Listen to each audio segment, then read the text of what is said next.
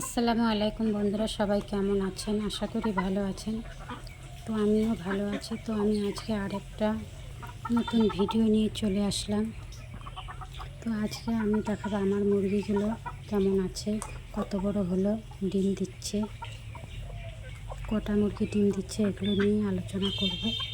তো নতুন যদি কেউ হয়ে থাকেন অবশ্যই সাবস্ক্রাইব করে পাশে থাকবেন। হাঁস, মুরগি, গরু, ছাগল এসবের ভিডিওই আমার এই চ্যানেলে পাবেন। প্রথমত ঘরোয়াভাবে আমরা কোন জাতের মুরগি পালন করব। যেরকম পৃথিবীতে দেশি বিদেশি অনেক জাতের মুরগি আছে, এর মধ্যে যে মুরগি আমাদের আবহাওয়া সহ্য করে, বেশি ডিম দেবে, ডিম পাড়া শেষে ওজন বেশি হবে, সেসব জাতের মুরগি পালন করতে হবে।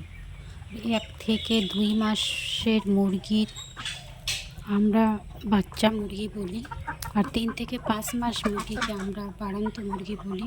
6 থেকে 18 মাস পর্যন্ত মুরগি ডিম দেয়, এর নাম হচ্ছে লেয়ার। 60টা মুরগির পিছনে একটা মোরগ যদি আমরা দিই, সেখান থেকে তাই বসিয়ে দিই, সেখান থেকে যে ডিমের পার্সেন্টেজটা কিন্তু আমরা ভালো পাবো।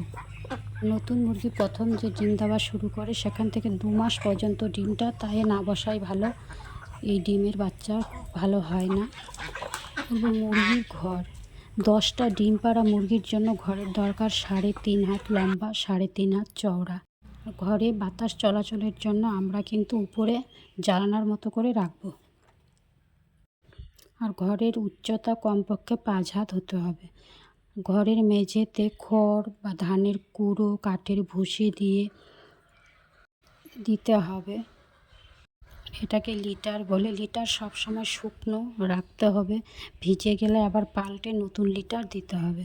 ঘরের একপাশে খাবারের বাসন, জলের বাসন দিয়ে রাখতে হবে। ঘরে যেন কোনো মশা মাকড়সার জাল না থাকে। প্রতি 15 দিন অন্তর অন্তর ঘরের উপর, নিচে বা চারপাশে জীবাণু নাশক স্প্রে করতে হবে। ঘরে যেন বনবিড়াল বা বিজি ইত্যাদি ঢুকতে না পারে, তার জন্য আমাকে চারদিকে সুন্দরভাবে নেট দিয়ে ঘেরাও করে রাখতে হবে। মুরগির খাবার, তো আমি একবেলা ফিট, ভুট্টা, ধানের কুড়ো, চালের গুঁড়ো এগুলো মিশিয়ে এক টাইম দিই। আর দিনের বেলায় মুরগিকে আমি বাইরে ছেড়ে দিই, সেখান থেকে ঘাস, পাতা, পোকা মাকড়, কেঁচো এসব খায়। আর সন্ধ্যার দিকে চালের গুঁড়ো, চালের খুদ, গমের ভুসি, শামুক, ঝিনুক ভাঙ্গা, শাক পাতা, সবজি খোসা দেওয়া যেতে পারে। জলের পাত্র প্রতিদিন ধুয়ে দিতে হবে।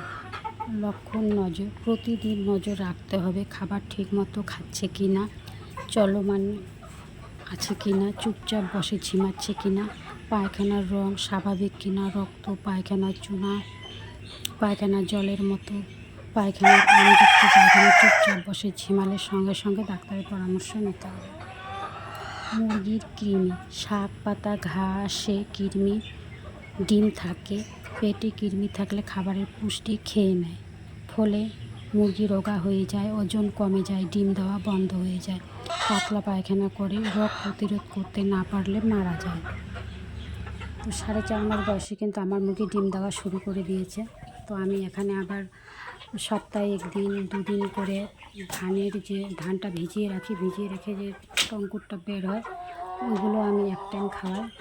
মানে যখন সপ্তাহে 2-1 দিন এটা ওটা খাইয়ে ঠাইয়ে আমি রাখি।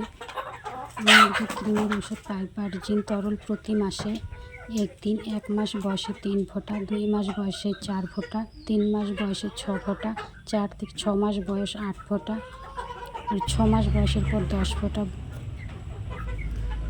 তারপর আর বর্ষাকালে রোগটা একটু বেশি হয়, ছত্রাকঘটিত রোগ হয়, ভেজা খাবার থেকে ছত্রাক হয়, ঠান্ডা লাগে, নিঃশ্বাসে কষ্ট হয়, মারা যায়। এর জন্য লিভার টনিক ব্যবহার করা যেতে পারে। প্রতি 10টা মুরগিকে 1 মিলি দিনে একবার জলে 7 দিন দিতে হবে।